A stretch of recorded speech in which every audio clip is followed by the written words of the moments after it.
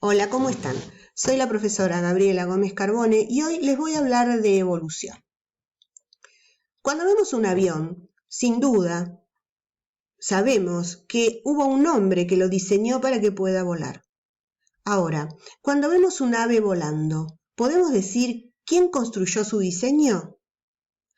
Hoy afirmamos que toda la diversidad natural que nos rodea, inclusive de la que somos parte, se origina en una sola célula, que tiene una molécula replicante, que puede pasar sus datos que están codificados en genes a las células descendientes. En realidad, los genes quieren ser inmortales y nos usan a nosotros, a nuestras familias, a las especies, para lograr su objetivo. Los genes son genes egoístas. Vamos a ver en este pequeño video el porqué de esta definición.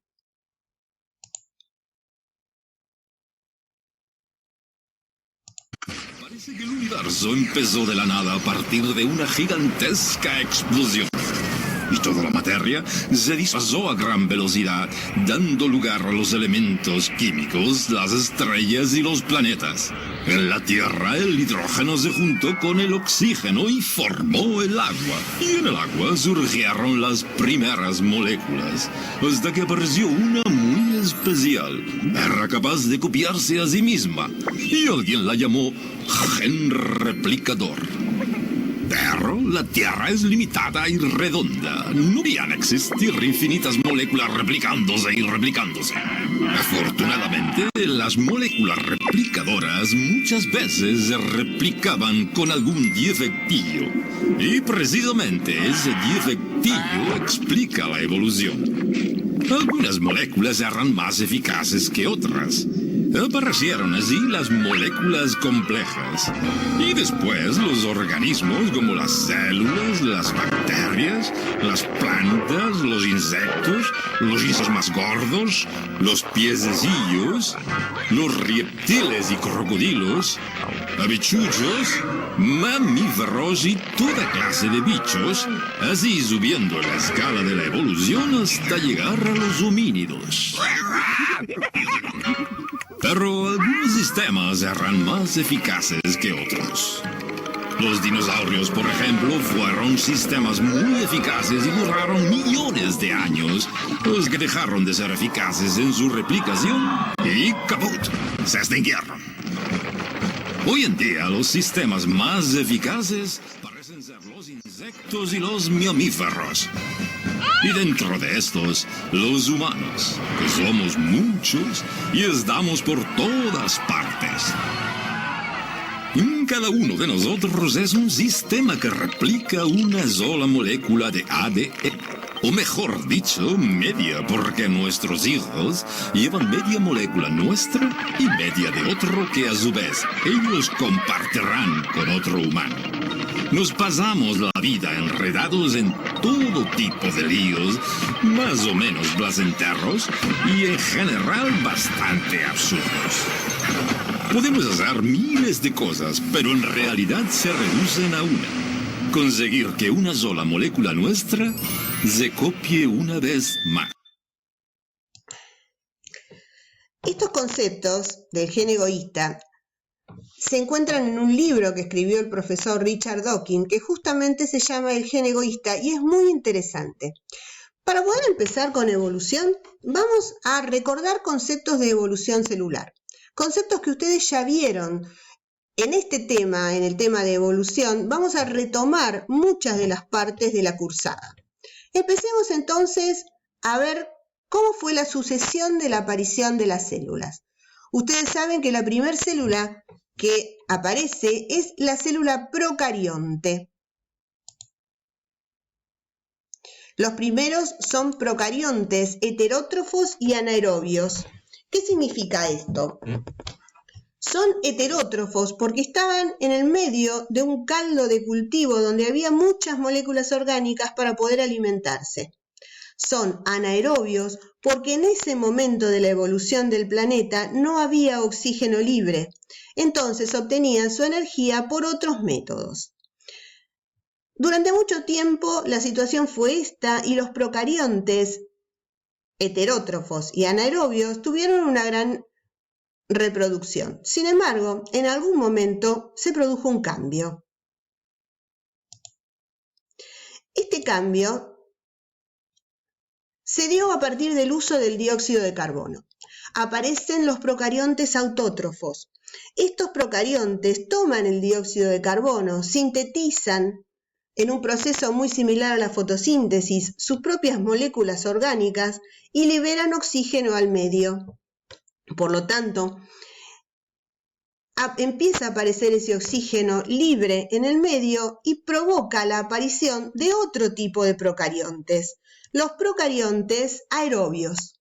Estos procariontes aerobios utilizan el oxígeno en su sistema de respiración y obtienen una gran cantidad de energía. Esto hace que puedan ir haciéndose cada vez más eficientes en sus procesos.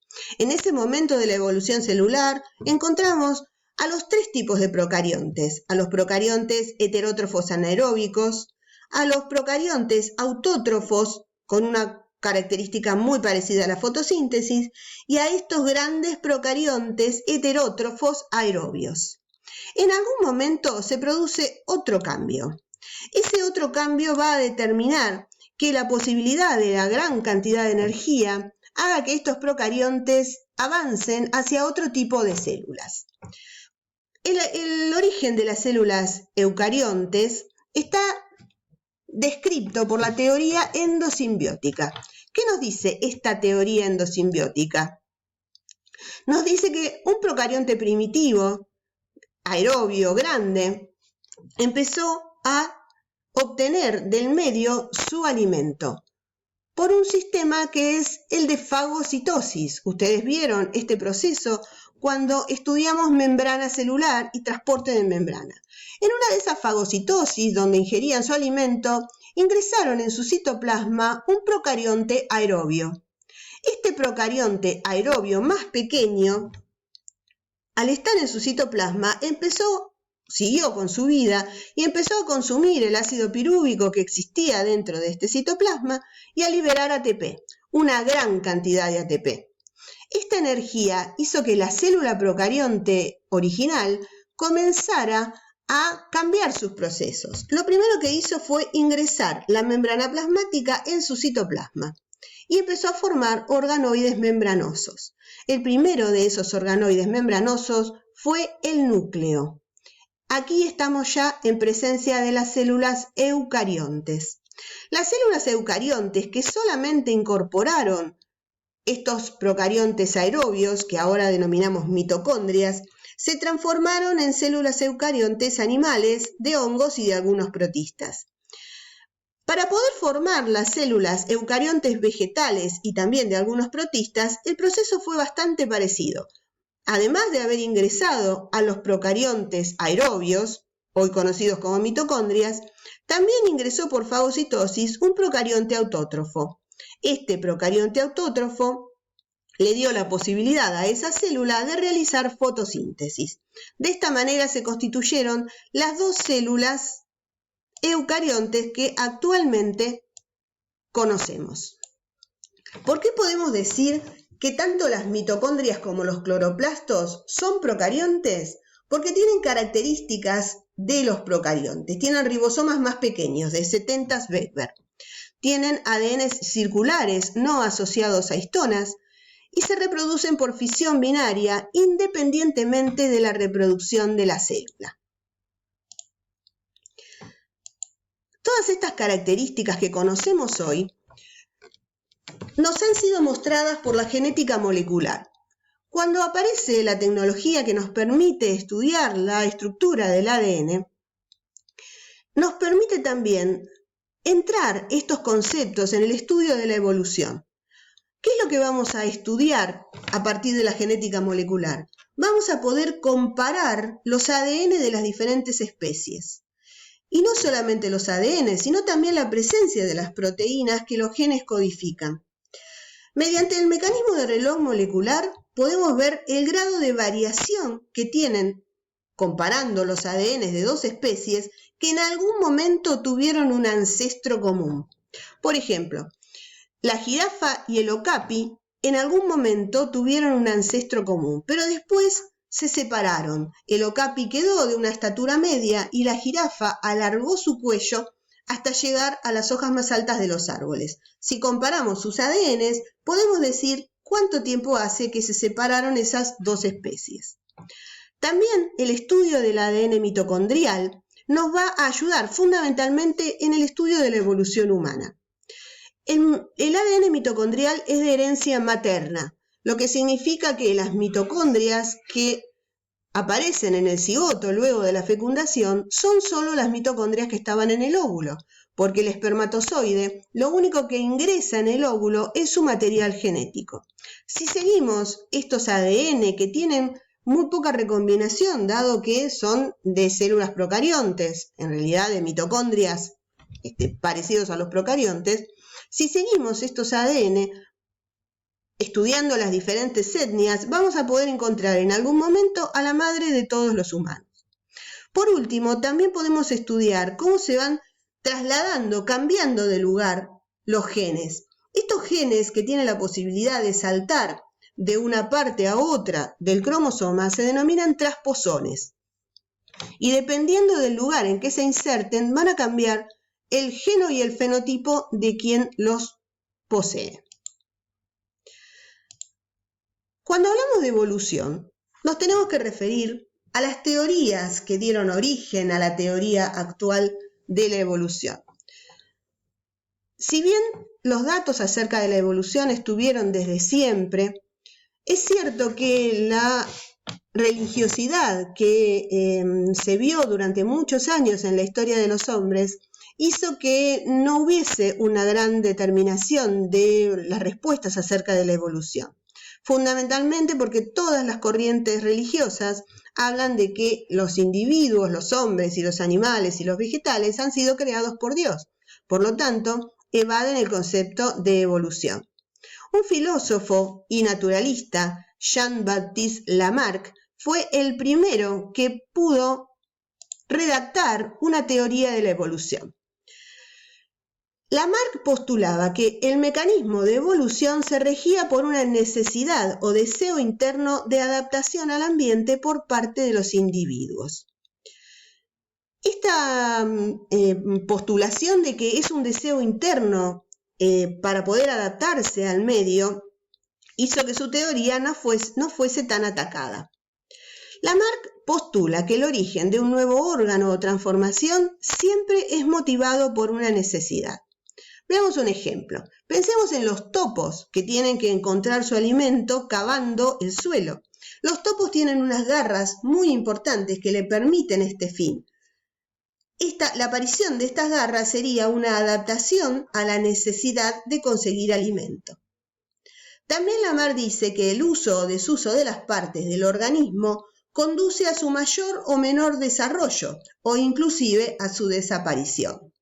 Pensemos otra vez en el topo. Si de un día para el otro encontrara su alimento en la superficie de la tierra y no tuviese que usar sus garras para cavar, según Lamarck, estas irían desapareciendo de a poco hasta desaparecer del todo.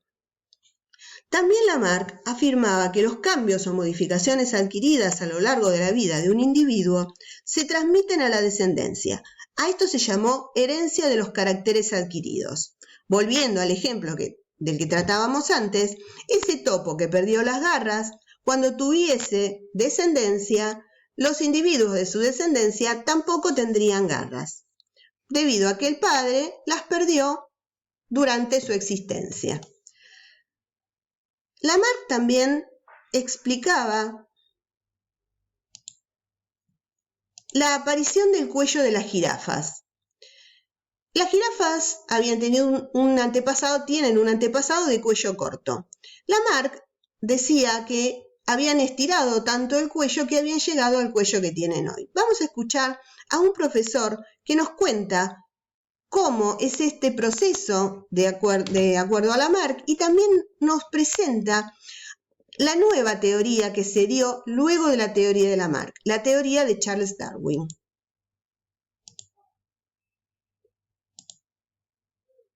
Tiempo antes de la formulación de la teoría de la selección natural ya se venía hablando de evolución, pero de una evolución distinta a la que plantearía Darwin. En concreto lo hizo Lamarck, y se lo vamos a explicar con un ejemplo muy claro.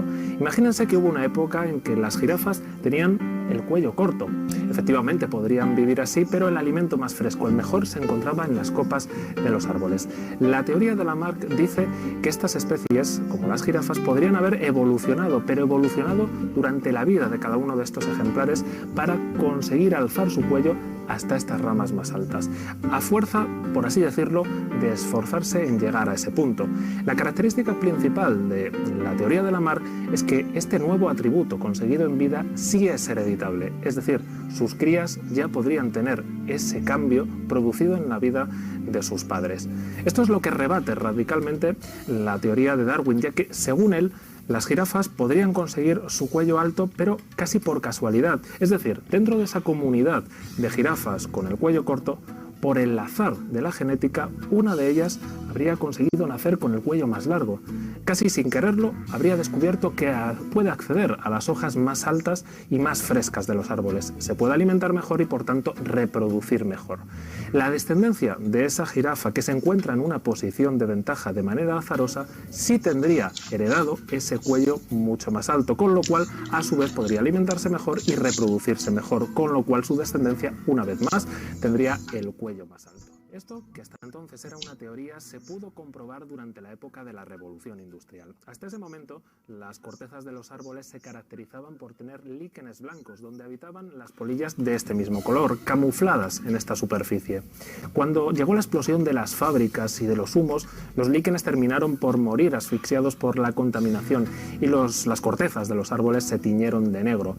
Las polillas blancas quedaron expuestas ante aquellos que podían devorarlas. Todas menos las que casualmente habían mutado a color negro. Las polillas negras entonces sí se podían adaptar mucho mejor al nuevo medio, quedaban camufladas y se podían alimentar y reproducir mejor, por cuanto las polillas dejaron de ser blancas para convertirse en negras. Veamos ahora los postulados de la teoría de Darwin-Wallace. Darwin no hizo solo la teoría, sino que también contó con la colaboración de Alfred Wallace. Ambos observaron las características de la reproducción de los individuos y afirmaron que todas las especies tienen un potencial reproductivo para multiplicarse en forma geométrica. En la realidad no ocurre porque las presiones ambientales lo evitan. ¿Qué significa esto de reproducirse en forma geométrica? Supongamos que una hembra tiene 7 crías en una camada. Cada una de esas crías, cuando llega a la edad reproductiva, puede tener también otras 7 crías. Así vamos a ir geométricamente haciendo crecer la población. En la realidad vemos que esto no pasa, que las poblaciones mantienen constante el número de individuos durante largos periodos de tiempo. ¿Por qué podrá pasar? Los individuos de una misma especie no son todos iguales, sino que tienen variaciones y estas variaciones se heredan. Estos individuos con variaciones favorables para cierto medio van a tener más chances de sobrevivir, de llegar a la adultez y de reproducirse. Estos descendientes heredarán estas variaciones favorables. El ambiente va a seleccionar a los organismos mejor adaptados que van a tener una reproducción diferencial con respecto al resto, o sea, todos sus descendientes van a llegar también a la misma reproducción. Este concepto del ambiente seleccionando a los mejor adaptados es el concepto de selección natural. Las especies sufren la influencia de la selectividad ambiental y cuando se acumulan nuevas y favorables variaciones, va a surgir de esa especie originaria otra nueva especie a partir de ese grupo de origen. Darwin y Wallace trabajaban especialmente con las observaciones de las ratas, las observaciones de los pájaros. Sin embargo, no podían todavía explicar esos cambios a partir del genoma. ¿Por qué no lo podían hacer? Porque todavía no había elementos tecnológicos que se prestaran para poder hacer esa investigación. La tecnología nos llevó, mucho tiempo después, a poder modificar esa teoría de Darwin y darle un sesgo diferente, incluyendo todas las características de la genética molecular. Vamos a ver qué características tiene esta teoría sintética. La teoría sintética también se denomina neodarwinista. Es la que nos dice que las mutaciones, la recombinación génica y la selección natural son los principales motores del cambio evolutivo. La teoría postula que la variabilidad genética se debe a las mutaciones en los individuos de reproducción asexual y en la recombinación genética en los individuos de reproducción sexual. La selección natural va a actuar directamente sobre la variabilidad fenotípica e indirectamente sobre la variabilidad genética. Esta evolución se va a producir de una manera gradual, no de una generación para otra, o sea que los cambios que se van a transmitir van a hacer que en un largo tiempo las especies vayan variando. La selección natural va a conducir a estos cambios que se van a dar en lo que llamamos pool génico de la población. El pool génico es el conjunto de genes de una población, pero no solamente del gen, sino de todos sus alelos. Por ejemplo, para el gen de la proteína que forma el pelo, vamos a encontrar varios alelos que nos van a decir qué color puede llegar a presentar esa proteína. El pool génico de una población es la que la define y la que la caracteriza. Por lo tanto, para la teoría neodarwinista o sintética, la evolución es el resultado de los cambios acumulativos en el pool génico a lo largo del tiempo. Veamos algunos detalles de los factores que pueden cambiar las frecuencias génicas que se presentan en el pool génico. Aquí vamos a estar hablando de conceptos que vimos cuando vimos herencia. Vamos a estar hablando de genotipo y de fenotipo, de la frecuencia de aparición de los genes dominantes y de los genes recesivos. Los factores que causan la variabilidad genética son fundamentalmente las mutaciones que se van a producir en forma espontánea y al azar. La teoría sintética las llama materia prima del cambio evolutivo, ya que brindan una variabilidad, un cambio sobre el que después van a poder actuar otros factores. También el pool génico va a cambiar cuando haya cambios en la estructura y en el número de cromosomas de esa especie. Los cambios pueden producirse en la estructura, o sea, en la cromátide, y ellos son las deleciones cuando perdemos un pedazo, las duplicaciones, las inversiones y las translocaciones cuando movemos un gen de uno a otro lado. Los cambios en el número de cromosomas son las euploidías cuando encontramos un par homólogo de más y las aneuploidías cuando encontramos cromosomas simples de más o de menos. Y por último, la recombinación génica, que es fundamental, es debida a la reproducción selectiva, que es una reproducción parecida a la que hacíamos cuando cruzábamos homocigotas con homocigotas, o a la reproducción sexual, cuando vamos a combinar las gametas entre sí y de esa manera vamos a obtener una mayor variabilidad. Si buscamos otras características que ayuden a cambiar ese pool génico para obtener nuevas especies, nos vamos a encontrar con factores que llevan a las especies, a las poblaciones, a diferentes caminos adaptativos. El primero de estos factores es la selección natural. Esta selección natural es una reproducción diferencial de los distintos genotipos de la población. ¿Por qué se va a cambiar o por qué va a haber una reproducción diferencial? Porque los mejor adaptados van a ir desplazando a los individuos menos adaptados y por lo tanto van a ser los que se van a reproducir, los que van a legar sus características más favorables con respecto a ese medio a lo largo de las generaciones. Ahora, para poder obtener nuevas especies, vamos a tener que considerar que no solamente es la que va a actuar la selección natural, sino que también va a actuar una característica que llamamos aislamiento reproductivo. Cuando en una población sus individuos dejan de reproducirse entre sí, y eligen con quién reproducirse, vamos a estar viendo que a lo largo del tiempo se va a producir un cambio abrupto. Las poblaciones normalmente son denominadas panmícticas. Eso significa que todos los individuos pueden reproducirse con todos esos individuos. Sin embargo, hay dos posibilidades que hacen que esa reproducción cese. Estos dos tipos de especiación, o sea, de obtener diferentes especies, son la especiación alopátrica, que tiene que tener un aislamiento geográfico, y la especiación simpátrica, que no necesita aislamiento geográfico. Veamos los ejemplos.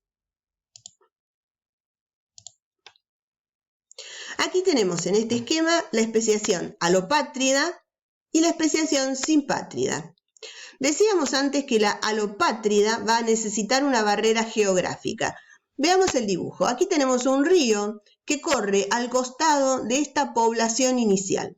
En un momento dado, el río se desvía y separa a esa población inicial de roedores blancos en dos subgrupos, uno a cada lado del río. Los individuos que quedaron en cada uno de los lados del río se van a empezar a reproducir. Y puede ser que en uno de esos lados empiecen a aparecer características que antes, cuando toda la población era una, no se veían. Entonces, por ejemplo, empezaron a aparecer caracteres que digan o que cambien el color del pelaje. Este cambio en el color del pelaje va a hacer que cuando juntemos a los individuos de ambas subpoblaciones para volver a tener a la población original, al haber cambiado de color ya no se reconozcan entre sí y por lo tanto no se reproduzcan. A lo largo del tiempo vamos a ver que esta reproducción selectiva nos va a llevar a partir de una población inicial obtener dos especies. La especiación simpátrida no necesita de una barrera geográfica, se debe más que nada a comportamientos ecológicos o etológicos. Aquí tenemos otra vez a la población inicial de roedores blancos. Una parte de esa población inicial deja la llanura y va hacia el bosque. Esta parte se va a adaptar a la vida del bosque, va a obtener alimento de manera diferente y también los individuos que se fueron al bosque empezarán a cruzarse entre sí. Y van a empezar a aparecer en ellos caracteres que son recesivos en la población general, por lo tanto cambiarán de color. Si yo junto a estas dos subpoblaciones otra vez, ya los roedores blancos no van a reconocer a los roedores marrones y por lo tanto no se van a reproducir. A medida que va pasando el tiempo, vamos a obtener dos poblaciones diferentes, que constituirán cada una especie. Además de esta especiación, también tenemos que considerar factores que influyen y que aumentan la variabilidad, haciendo posible la aparición de distintas variabilidades en distintas poblaciones. El primero es el que llamamos flujo génico. El flujo génico es el desplazamiento de alelos hacia adentro y hacia afuera de una población. Más que nada se va a deber a factores migratorios. La especie humana tiene la máxima variabilidad debido a este factor. Las migraciones hicieron que las características de las diferentes etnias se mezclaran en una sola población. La deriva génica es el cambio de frecuencias génicas por azar. ¿Qué significa esto? No lo podemos predecir. Va a poder conducir a un aumento, a una disminución o a una desaparición de alelos. Podemos estudiar dos casos, el efecto del fundador y el cuello de botella. En el efecto del fundador, observemos cómo son los genotipos de la población originaria. Aquí vamos a encontrar homocigota dominante, homocigota recesivo, heterocigota. El alelo dominante va a tener una mayor aparición debido a que el homocigota dominante y el heterocigota lo van a expresar. Y los alelos recesivos van a estar enmascarados detrás de los dominantes. Supongamos que de esta población originaria se desprende un grupo que arma una población fundadora en una isla y nunca más se vuelven a comunicar. los que están en la población fundadora de la isla presentan estos genotipos, heterocigota y homocigota recesivo. A lo largo de las nuevas generaciones vamos a ver que los rasgos que en la población originaria eran recesivos y no aparecían o aparecían con poca frecuencia, van a empezar a aparecer con mucha más frecuencia. Cuando hablamos, para dar un ejemplo, podemos decir que esas características que quizás no son tan favorables en la población originaria y que no aparecen, van a empezar a aparecer en la población fundadora. Por ejemplo, podemos citar el caso del albinismo. Muchos grupos que se aíslan de las poblaciones grandes presentan esta característica de albinismo. A esto se le llama efecto del fundador. El efecto del fundador nos va a mostrar características que en las poblaciones originarias y panmícticas no aparecen. El otro efecto que también corresponde a estas variaciones que se pueden dar ya no es producido por una migración, sino es producido por una catástrofe. Este que se llama cuello de botella es producido, por ejemplo, por inundaciones, terremotos o simplemente guerras. Es una reducción brusca de la población original. Aquí tenemos graficado como si fueran bolitas en una botella. En estas bolitas que vemos aquí, en esta botella, que vemos aquí, tenemos bolitas amarillas y bolitas azules. A simple vista se nota que hay más amarillas que azules. Si yo vuelco una porción de esas bolitas en un vaso, voy a reducir drásticamente la cantidad. Y esa cantidad puede ser que haya más azules que amarillas, que son estas las que luego constituirán la población siguiente. Por ejemplo, si en una población originaria se produce un terremoto, una inundación o una reducción drástica de la población con muchas muertes por un motivo X, vamos a tener una pequeña población como resultante. Esa pequeña población va a empezar a reproducirse y la población siguiente seguramente mostrará alelos que en la población inicial no se veían. Estas características arman la teoría sintética. Estamos hablando de individuos, de poblaciones y de especies. Pero ¿qué pasa con la evolución en taxones superiores de la especie? Esa evolución llamamos macroevolución. A veces coincide con la teoría sintética y a veces no. En este momento estamos manejando dos teorías de la macroevolución. Una teoría que se llama neutralista, que es la que habla en contra de las mutaciones. Afirma que las mutaciones muchas veces, la gran cantidad de las veces, son neutras. O sea que podemos encontrar alelos que en realidad no cambian a las proteínas que originan. Por ejemplo, supongamos que estamos hablando de el gen que codifica para la proteína del color de pelo. Puede que haya varios alelos de color marrón y que en realidad todos ellos se traduzcan en colores marrones similares. Por lo tanto, la mutación se da, hay individuos mutantes, pero no clasifican como variaciones favorables. En cambio, los cambios debidos a la deriva génica serían tanto o más importantes que los que arma la selección natural. Otra de las teorías es la teoría saltacional o de los equilibrios puntuados. Esta teoría postula que los procesos macroevolutivos son independientes de los microevolutivos, o sea, de los que habla la teoría sintética, y no son su consecuencia directa. Hay una mayor incidencia del azar que selección natural. Las macromutaciones y las alteraciones de genes maestros, que son los que ordenan los segmentos del cuerpo, son los que mayor variabilidad le dan a las especies. Y por último, dice que el ritmo de la evolución no es gradual, sino que precede a saltos. Por eso se denomina saltacional. Para los procesos microevolutivos reconoce a la teoría sintética. Hemos dado un paseo por todas las características, mínimamente porque el tema de evolución es muy importante y bastante complejo.